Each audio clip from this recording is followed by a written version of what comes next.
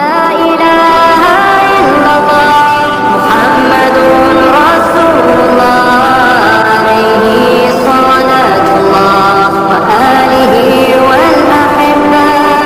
La ilaha illallah. Berarti mereka saling bertanya itu tentang Al-Quran, bertanya di sini karena saking ingkarnya mereka kepada Al-Quran. Sekalipun ingkarnya mereka kepada Al-Quran, mereka itu suka jika mendengarkan Al-Quran. Ini kan mengherankan ya. Mereka orang-orang kafir Quraisy notabene ingkar kufur kepada Al-Quran. Tapi mereka suka apabila Al-Quran kemudian dibacakan untuk mereka. Sampai-sampai kalau dalam satu riwayat, ada tokoh namanya Abu Jahal, yang kedua adalah Sufyan bin Harb, yang ketiga kemudian Mughirah. Ini semuanya adalah tiga pemuka kafir Quraisy.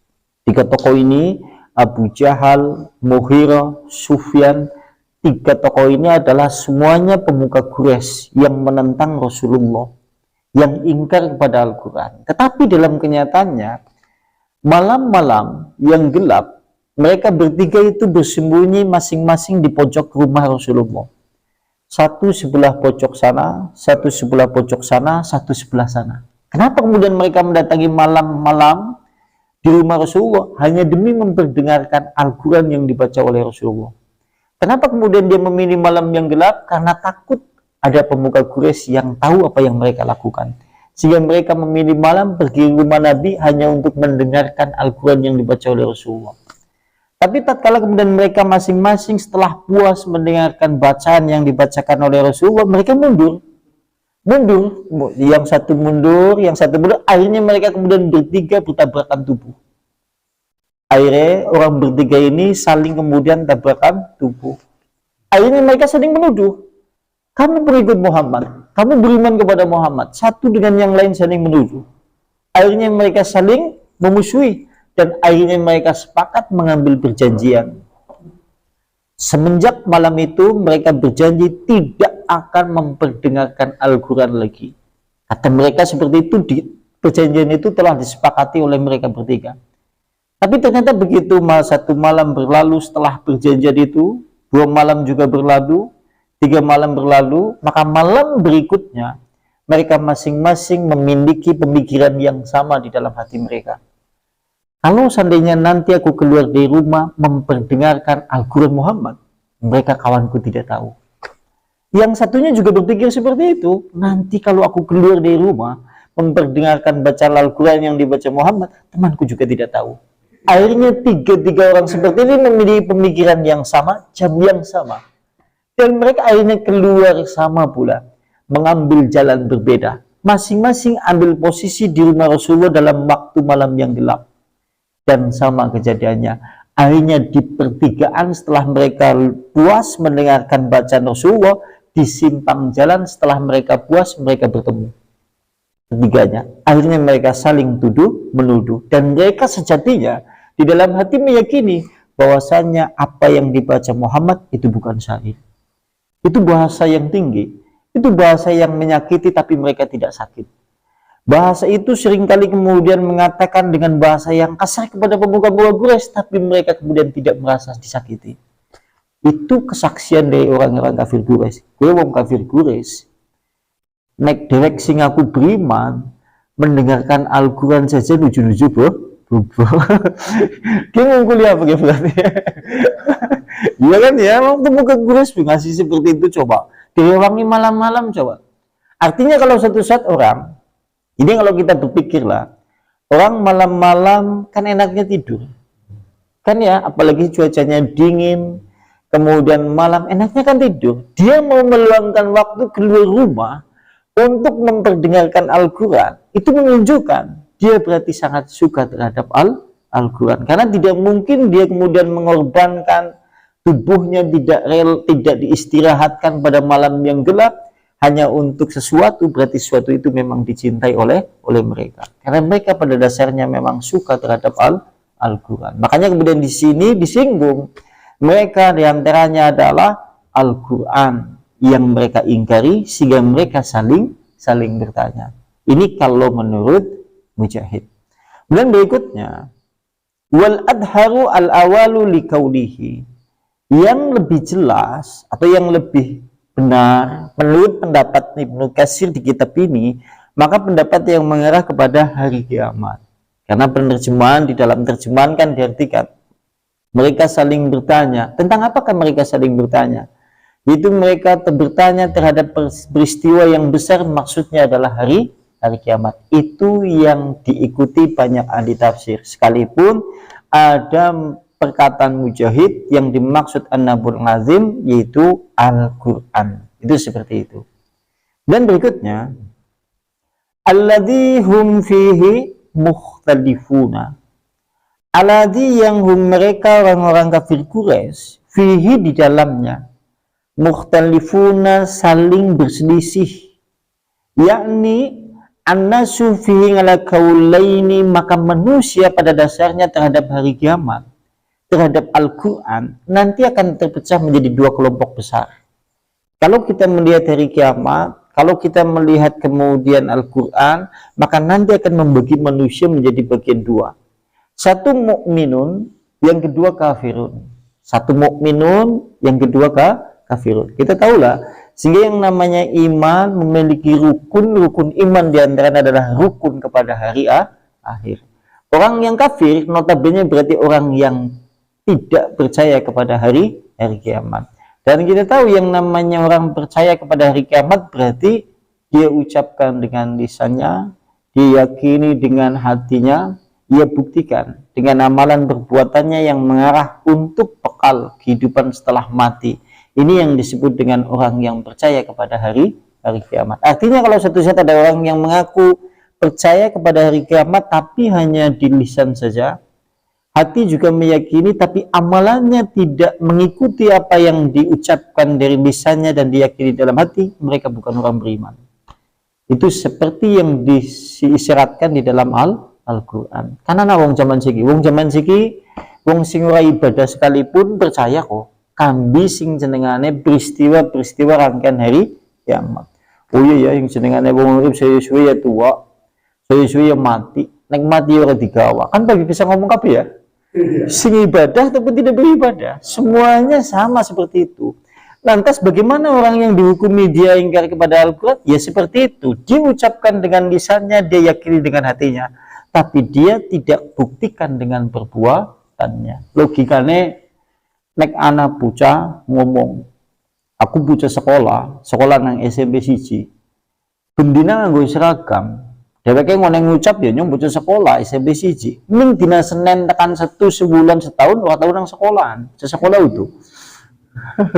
Sekolah itu. Karena itu wajib dia ngomong bocah sekolah nakal. Wajib nakal suwe-suwe ditokna. Kan seperti itu, sama konsep di dalam orang beriman. Logikanya kepenak mencerna seperti itu. Dan berikutnya, summa qala, kemudian Allah Subhanahu wa taala berfirman, mutawangi dan sebagai ancaman limungkiril kiamati, untuk siapa saja yang ingkar kepada hari kiamat. Lantas Allah kemudian berfirman sebagai bentuk ancaman kepada orang yang ingkar kepada hari kiamat dengan kalimat kalla saya'lamun. Sekali-kali jangan seperti itu. Saya alamun, nanti mereka juga akan mengetahui. Dan kita tahu, hari kiamat yang pasti akan dilalui oleh manusia itu mati. Mulanya sing jenengane hari kiamat, sebutan nama lain hari kiamat diantaranya yaumul akhir. Yaum itu hari, akhir itu akhir. Berarti hari yang paling akhir. Manusia, tatkala kemudian dia mati, berarti itu adalah hari akhir di dunia. Maka kiamat yang pasti akan mengalami semuanya manusia diantaranya adalah mati. Karena mati adalah yaumul akhir, hari akhir di dalam kehidupan dunia. Kan kabian manusia seperti itu. Ana sing manusia orang mati, kan mati kabeh. Ki jenengane yaumul akhir. Dewek ngesuk ning mati yaumul akhir. Dewek yaumul akhirnya kapan? Anu nggak ngerti juga ya. Berarti punya hari akhir terakhir di dunia. Dan kita tidak tahu. Yang namanya manusia hari ini boleh jadi mungkin kita masih memiliki waktu 100 hari. Ada yang masih memiliki waktu 365 hari. Ada yang memiliki waktu 730 hari mungkin. Ada yang memiliki waktu 1 tahun, 2 tahun, 10 tahun, dan seterusnya. Kita masing-masing memiliki waktu yang tersisa di dalam hidup. Dan kita tahu, perjalanan dunia manusia tatkala berjalan hidup di dalam kehidupan dunia, semakin hari, semakin mendekati kematian, dan semakin menjauhi dunia. Karena gue, semakin mengenai ngadui dunia, mendekat kepada kematian. Bukan kemudian jauh dari kematian, tapi semakin dekat. Maka kemudian di sini disebutkan seperti itu. Nanti mereka juga akan mengetahui, begitu mereka mati, pasti mereka akan mengalami sendiri apa yang disebut dengan hari kebangkitan setelah mati, apa yang dimaksud dengan hari berbangkit setelah mereka kemudian bangkit, dikumpulkan di padang mahsyar, diadili, ditanya, dihisap, nanti mereka juga akan mengetahui. Itu seperti itu. Makanya kalimatnya di sini menggunakan kalimat saya'lamun. Kalau dalam istilah bahasa Arab ada yang menggunakan kalimat yang menunjukkan akan, itu huruf yang menunjukkan akan itu ada 2. Huruf sin dan saufa. Ketika kalimat ya'lamun, ana sin, maka menjadi saya'lamun, maka sin di situ akan dalam waktu yang dekat. Kalau diartikan berarti saya lamun, kalla saya lamun. Sekali-kali jangan seperti itu. Nanti dalam waktu yang dekat mereka akan mengetahui. Ketika menggunakan kalimat saufa, karena anak yang Al-Quran, kalla saufa ta'lamun. Ketika kalimatnya menggunakan saufa, akan dalam waktu yang jauh. Biasanya yang bahasa Indonesia diartikan kelak. Kalla sekali-kali tidak, saufa kelak. Ya'lamuna mereka akan mengetahui. Kelak kami akan dalam waktu yang dekat, bedanya apa? Neksa berarti menunjukkan dela meningkas, neksaufa buhben. Cara bahasa Redek seperti itu. Akan yang menunjukkan sebentar lagi dia akan tahu. Kemudian kalau kalimatnya saufa, kelak mereka juga akan mengetahui dalam waktu yang jauh. Nek nang bahasa Arab, kalimat itu diwakili oleh 2 huruf. Satu kemudian sa, kemudian syaufa, menempel pada kalimat fi'il mudhari atau fi'il kata kerja yang ada di dalam pola bahasa Arab, sehingga kalimatnya menjadi ya'lamun, ana huruf sa, dadine saya'lamun. Kalau diartikan menurut bahasa, mereka dalam waktu yang dekat akan mengetahui. Makanya kemudian di sini ditunjukkan pula dalam waktu yang dekat mereka akan mengetahui, maksudnya adalah kematian. Di antaranya seperti itu. Sebentar lagi juga mereka akan mengetahui. Kalau mereka kemudian mati, dia juga akan merasakan apa yang namanya kemudian hari akhir, tatkala kemudian mereka berakhir di dalam kehidupan dunia. Kemudian summa kalla sayalamun. Summa kemudian kalla, sekali-kali tidak, sayalamun, nanti dalam waktu yang dekat mereka juga akan mengetahui. Kalimatnya ini diulang. Wa hadza tahdidun syadidun wa wangidun akidun. Maka ini adalah yaitu kalimat penegasan. Nah, kalau kan diulang ya, seolah-olah penegasan. Ketika mengucapkan kalimat dan itu diulang, ini menunjukkan penegasan. Sampai suatu saat memanggil, bisa memanggil Zaini, Zaini menang, maka kemudian kita ulang, Zaini. Kita dengan kalimat nang bahasa Arab pengukuhan, sama dengan kalimat kalla saya alamun, summa kalla saya alamun, diulang. Yang seperti itu artinya penegasan. Artinya Allah kepengen berbicara tegas kepada orang yang ingkar kepada hari kiamat. Maksudnya seperti itu.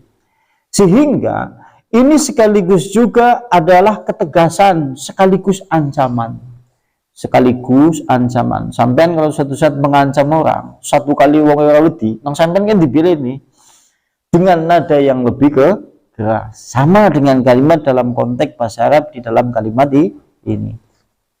Dan sekaligus juga ancaman yang keras juga. Summa syara'a ta'ala, kemudian Allah Subhanahu wa taala yang maha tinggi, yubayyinu qudratahu al-azimah ala khalqil asya'i al-kharibah wal umuril ngajibah. Allah Subhanahu wa taala kemudian memberi syariat sekaligus menjelaskan yaitu kekuasaannya yang besar atas semua makhluk, atas perkara makhluk, yang kemudian perkara makhluk itu yang besar, ataupun kemudian perkara-perkara yang menakjubkan. Artinya Allah sekaligus juga akan menjelaskan peristiwa-peristiwa yang menakjubkan dan besar, peristiwa-peristiwa yang menunjukkan itu sesuatu yang menakjubkan dan sungguh itu peristiwa yang besar, dan tidak ada yang bisa berbuat seperti itu kecuali atas landasan kekuasaan Allah Subhanahu wa taala. Contohnya nanti pada kalimat Allah Subhanahu wa taala menjadikan bumi yang kita pijak adalah hamparan. Sampai kalau suatu saat berpikir Allah Subhanahu wa taala menciptakan bumi, ini menunjukkan kemahabesaran Allah Subhanahu wa taala. Jenengan silakan saja. Sekarang kita lihat seperti ini. Allah menciptakan makhluk hidup yang ada di atasnya, sekaligus menjamin dia nanti kemudian akan makan apa sebagai rezekinya yang ada di langit. Anda suatu saat punya hajat, ngurusi wong sewu, harus dibantu oleh berapa orang? Sampai suatu saat punya hajat, terus kemudian memanggil orang 1000, jenengan sing bantu ngewangi wong pira, mampu jenengan derek? Nah ini Allah Subhanahu wa taala, dia berdiri sendiri, menciptakan bumi, makhluk hidup yang di atasnya, sekaligus jatah makannya, mali jatah minumnya, ora repot. Bakul nek singana sing tuku 1000, wow, bingung. Allah Subhanahu wa taala ini kan menakjubkan. Ya, Anda ketika melihat kemudian Allah menciptakan bumi dengan sebagai hamparan, ini menakjubkan. Sangat menakjubkan. Kalaupun seandainya kemudian kita perhatikan contoh dari segi hewan saja. Allah menciptakan jenis hewan dengan segala macam jenis, dengan segala macam karakter, dengan segala corak dan aneka hewan-hewan. Anda bisa mengetahui hewan yang banyak, tapi terkadang Anda tidak mengetahui namanya. Ini menunjukkan berarti maha besar Allah Subhanahu wa taala. Karena Allah menciptakan hewan yang sangat banyak, sampai-sampai kita sendiri tidak ada yang tidak tahu namanya. Sampai contoh dalam iwak. Kan dalam iwak nang laut. Sampai ngerti iwak jumlah kayak ngerti jenengane iwak apa bae. Masya Allah ya. Makanya dulu tatkala Nabi Adam sebelum dia memperoleh nikmat-nikmat yang banyak, tatkala kemudian dia diajari di dalam surga oleh Allah, diajari pengetahuan nama-nama benda-benda. Mulane sing jenengane Allah Subhanahu wa taala memberikan nikmat kepada Nabi Adam di dalam surga, di antaranya dia mengajari nama benda-benda. Antum bayangkan, antum bisa melihat sesuatu apa saja sekaligus memori yang ada di otak kita, kemudian lisan bisa menyebut jam, kipas angin, tembok. Anda bisa membayangkan, bisa melihat sesuatu, pikiran Anda kemudian nyambung pula, tapi Anda tidak tahu namanya. Sampai kayak apa? Sampai suatu saat ngerti apa baik, bisa ngelang, bisa mencerna juga melalui pikiran, tapi kemudian tidak tahu namanya. Sampai pernah berpikir kayak gitu enggak? Next ini kira-kira kemudian kita bisa mengetahui sesuatu, pikiran kita juga bisa menjangkau, tapi kita tidak tahu namanya. Kira-kira bisa urip ora? Ya, jenengan bilang apa-apa kan bisa, keset, sapu, lampu neon, papan tulis, dan yang lain-lain kan. Bayangkan kalau suatu saat Anda mengetahui kemudian benda, tapi tidak tahu namanya. Oleh karena itulah, pengetahuan tentang nama-nama itu sebagai nikmat yang paling pertama kali tatkala Rasulullah, tatkala kemudian Nabi Adam, itu di dalam surga diajari nama benda-benda. Mulai nang bahasa Arab, isim-isim. Berdasarkan ayat itulah, dan riwayat itulah, kadang-kadang wong ngaji bahasa Arab, wis aja ngenu grammar disit kambi kata bahasane aja pecahan kata dalam bahasa Arab diwarai bae disit pecahan kata yaitu isim-isim atau kata benda dalam bahasa Arab. Karena berdasarkan riwayat Nabi Adam diajari di dalam surga untuk mengetahui nama benda-benda. Sendok, piring, kuali, kasur, bojok dan yang lain-lain. Masya Allah ya. Sampai ngerti bojo nih nggak ngerti cewek coba ya bingung sampean. Iya kan? Udah siapa ya jenengannya? Ya kan ya bingung, nggak bisa hidup. Ini sesuatu yang sepele yang tidak terjangkau kadang-kadang oleh manusia. Tapi ini nikmat yang luar biasa. Ini menunjukkan sesuatu yang menakjubkan, sesuatu yang sangat menakjubkan. Makanya dari hal yang seperti itu saja, Allah Subhanahu wa taala ingin memberi kekuasaan dan menunjukkan keagungannya kepada manusia yang ingkar kepada hari kiamat. Masya Allah ya. Dan berikutnya,